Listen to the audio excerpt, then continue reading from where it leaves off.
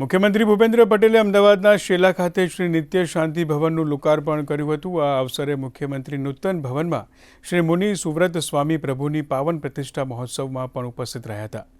આ પ્રસંગે મોટી સંખ્યામાં સાધુ સંતો હાજર રહ્યા હતા।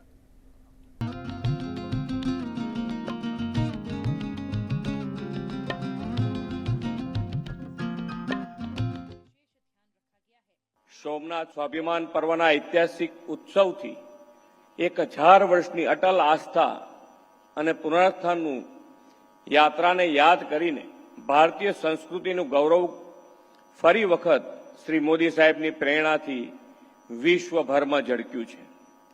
તેમણે વિકાસ ભી વિરાસત ભીના મંત્રને સાથે આધુનિકતા અને આધ્યાત્મિકતાનો સમન્વય કર્યો છે। આજનો આ ઉત્સવ પણ વડાપ્રધાનશ્રીના વિકાસ ભી વિરાસત ભીના મંત્રને સાકાર કરતો ઉત્સવ છે।